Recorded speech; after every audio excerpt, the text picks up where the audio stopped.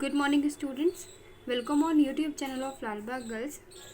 This is Kirti ma'am and this lecture for class 7.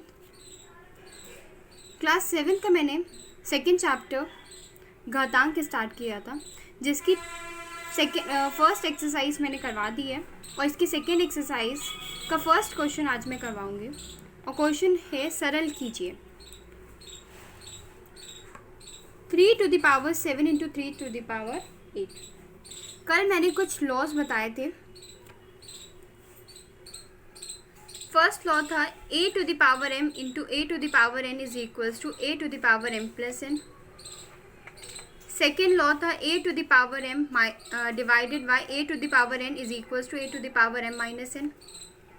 इसी प्रकार तीसरा लॉ था a to the power 0 is equals to 1। Fourth law था a to the power m whole power of n is equals to a to the power m into n।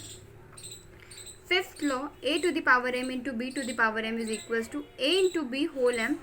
और इस प्रकार six law था a to the power m upon b to the power m is equals to a upon whole m। तो ये 6 laws मैंने कल बताए थे। आज उसी पे बेस में कुछ क्वेश्चन करवा रही हूँ। क्वेश्चन फर्स्ट है 3 to the power 7 into 3 to the power 8। इसको सरल करना है।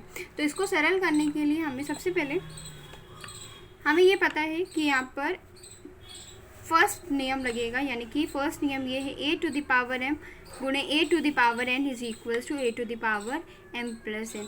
यानी कि अगर आधार समान होते हैं तो पावर्स जोड़ ऐड हो जाती हैं। तो इस प्रकार यहाँ पर आधार समान है तो पावर्स ऐड हो जाएंगी। तो यहाँ पे आ जाएगा 3 की पावर 7 प्लस 8, तो ये हो जाएगा 3 to the power 50। तो यही इसका सरल रूप है। इसी प्रकार नेक्स्ट क्वेश्चन है 2 into 5 square plus 5 into 2 to the power cube. अब यहाँ पर इसको सॉल्व करने के लिए सबसे पहले हम कॉमन लेकर इसको इजी करके सॉल्व करेंगे। यानी कि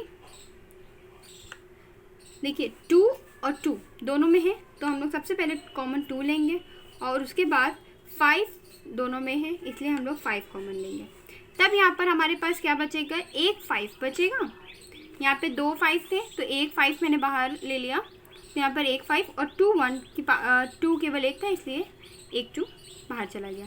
फिर प्लस 5 1 था इसलिए वो बाहर आ गया, बचा कितना 2 का क्यूब। यानी कि यहाँ पर 2 कितने थे, 2 3 थे,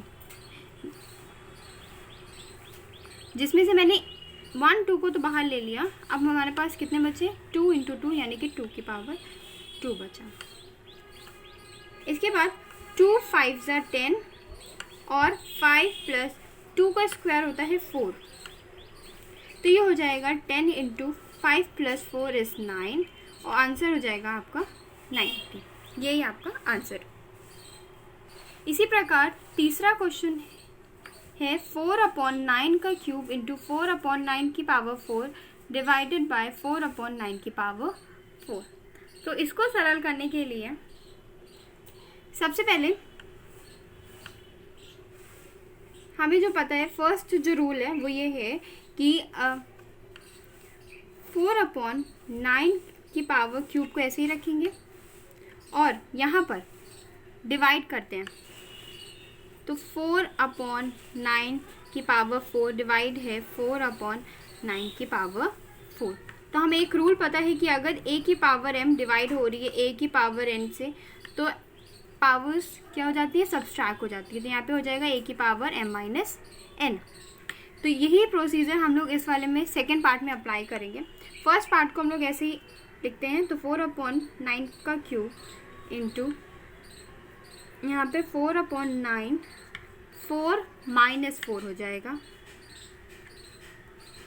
इसके बाद 4/9 का क्यूब इंटू 4/9 की पावर 0।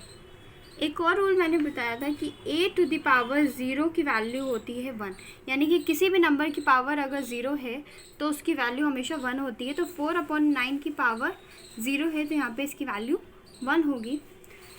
तो हमारा आंसर हो जाएगा 4/9 का क्यूब। केवल यही आंसर है। तो इस प्रकार से आप बाकी के क्वेश्चंस भी अपनी फेयर कॉपी में सॉल्व करिएगा। Thank you.